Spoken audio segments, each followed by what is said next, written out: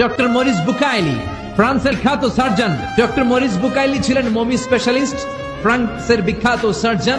1980 সালে মক্কা শহরে একটা এডুকেশন কনফারেন্স হয়েছিল। সেখানে কনফারেন্সে যোগদান করে আরব অনেক শায়েখদের সাথে তিনি পরিচিত হয়েছেন। সেখানে তিনি শুনেছেন আরব শায়েখরা চ্যালেঞ্জ করে বলেছে কোরআনে কোনো ভুল নাই, আল্লাহ চ্যালেঞ্জ দিয়েছে পারলে ভুল বের করে দেখাও। মরিস বুকাইলি কনফারেন্স শেষে ফ্রান্সে এসে বলে, কি বলে, পৃথিবীর সব বইয়ে ভুল আছে, আমার বাইবেলের ভিতরেও কত গোজামিল, আর কোরআনের ভিতরে বুঝি ভুল নাই। আমি ফ্রান্সের বিখ্যাত সার্জন ডক্টর মরিস বুকাইলি কোরআনের ভুল ধরে ছাড়লো, কিন্তু ভুল ধরার জন্য খুলে দেখে কোরআন আরবি ভাষায় লেখা। কোন ভাষায়? আরবি ভাষায়। সে তো আরবি বুঝে না। ফোন করলো সৌদি আরবের এক প্রফেসরকে যে আমি প্রত্যেক সামারে 2 মাসের ছুটি পাই, প্রতি বছর আমি 2 মাস এসে আরবি শিখতে চাই। সৌদি শায়েখ ভাবছে কোরআন বোঝার জন্য, আসলে বোঝার জন্য না। শিখতে চাই কেন? জোরে বলে, ভুল ধরার জন্য। 5 বছর সে সৌদি আরবে এসে তার ছুটির সময়টা সে সৌদি আরবে কাটিয়ে 5 বছরে আরবি ভাষা শিখেছে। হেদায়েতের জন্য নয়, ভুল ধরার জন্য। 5 বছর শেষ। এবার সে কোরআন খুলে দেখে বিসমিল্লাহির রহমানির রহিম থেকে সূরা নাস পর্যন্ত যাই পড়ে তাই বুঝে, এমন আরবি শিখছে।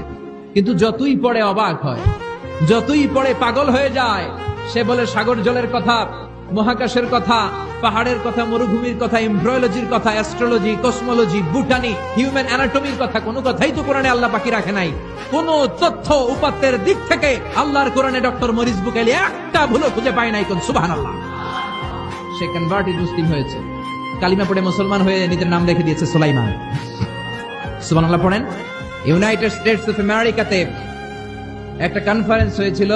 ওই কনফারেন্সটা হচ্ছে পৃথিবীর যত ধর্মগ্রন্থ আছে সবগুলো ধর্মগ্রন্থের 10 মিনিটের আবৃত্তি শোনানো হবে। কয় মিনিট? চিল্লায় বলেন।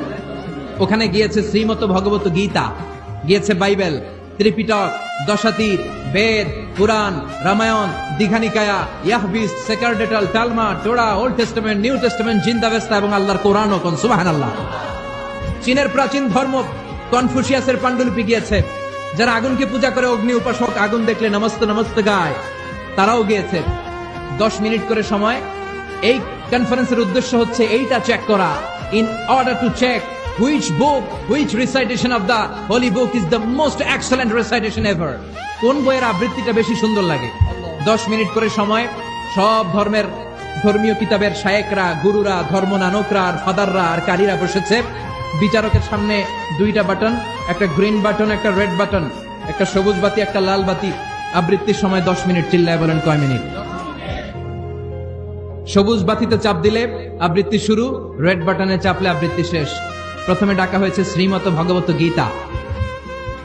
10 মিনিটের জন্য যে পড়তে শুরু করেছে, ওম নমো ভগবতী বাসুদেবায়। 10 মিনিট পড়েছে। পড়ার পরে বিচারক রেড বাটনে প্রেস করেছে, সময় শেষ, নেমে গিয়েছে। এরপরে ডাকা হয়েছে ত্রিপিটক, বিনয় পিটক, শাম পিটক, অভিধর্ম পিটক মিলে 3টা পিটক। এটা বৌদ্ধ ভাইদের কিতাব। এরা বলে ওম শান্তি, ওম শান্তি। আসলে মিয়ানমারে ওরা যা করছে ওদের বলা দরকার ওম অশান্তি, ওম অশান্তি। ওরা বুদ্ধাং শরণং গচ্ছামি, ধাম্মাং শরণং গচ্ছামি পড়তে পড়তে 10 মিনিট শেষ, চলে গেল।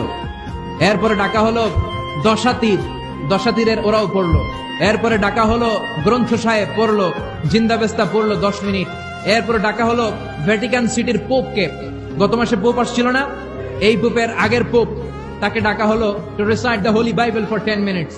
10 মিনিটের জন্য বাইবেল পড়তে আসেন। উনি এসে ওনাদের বাইবেল পড়ে গেল 10 মিনিটের জন্য। ওনার বাড়ি হচ্ছে ভ্যাটিকান সিটিতে, ইটালির রোমের মাঝখানে স্বায়ত্তশাসিত একটা আলাদা দেশ আছে। ওইখানে শুধু পোপরা থাকে, যারা বিয়ে টিয়ে না করে খ্রিস্টানদের ফাদার, প্রোটেস্টান্ট, অর্থোডক্স আর রোমান ক্যাথলিক, ওরা সেইখানে রাজ্য স্থাপন করেছে। গোটা বিশ্বের খ্রিস্ট ধর্মকে তারা চালায়। তারা 10 মিনিট সব ধর্ম গ্রন্থের আবৃত্তি এবং তেলাওয়াতের পরে সর্বশেষে মুসলমানদের ধর্মগ্রন্থ কোরআন আবৃত্তি করার জন্য ডাকা হয়েছে। এসেছে মিশরের কারি আব্দুল বাসিত ইবনে আব্দুস সামাদ। যারা ওনার তেলাওয়াত শুনেছেন দেখবেন উনি তেলাওয়াত করে আবার সময় নেয়, আধা মিনিট শ্বাস নেয়, আবার লম্বা দম নিয়ে তাল লয় নিয়ে টান দেয়, আবার পিছন থেকে টান দেয়।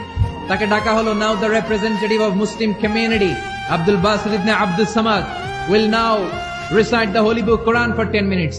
মিশর থেকে আসা মুসলিম জাতির প্রতিনিধি তাদের ধর্মগ্রন্থ কোরআন নিয়ে এবার 10 মিনিট তেলাওয়াত করবে। কয় মিনিট?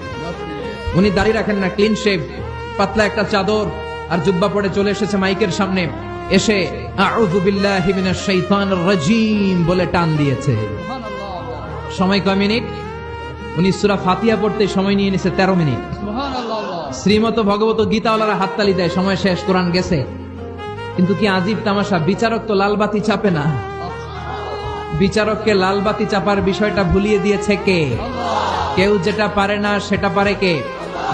আব্দুল বাসিত কয় এই তো সুযোগ পাইছি আমি। বিচারক যেহেতু লালবাতি চাপে না, আমি আরেকটা সূরা ধরি। উনি কোরআনের সবচেয়ে সুন্দর সূরা সূরা আর রহমান তেলাওয়াত শুরু করলেন। উনি ওনার গলায় আল্লাহ যত সুর দিয়েছিলেন সব সুর, দরদ, আদর ঢেলে দিয়ে সুরের ঝংকার তুলে পুরো কনফারেন্সকে মাতিয়ে দিলেন। 15 মিনিট হয়ে যায়, বিচারক লালবাতি চাপে না। 20 মিনিট, 25 মিনিট, 30 মিনিট হয়ে যায়, লালবাতি চাপে না। এদিকে অর্গানাইজিং কমিটির প্রধান চেয়ার থেকে উঠে এসে বিচারকের গায়ে ধাক্কা দিয়ে বলে, এই man, what's the hell are you doing here? What's wrong with you? Why aren't you pressing the red button? লালবাতি চাপোস না কেন? ওরে ধাক্কা দেওয়ার পরে বিচারক ভূত দেখার মতো চমকে উঠছে, কি হ্যাঁ লালবাতি?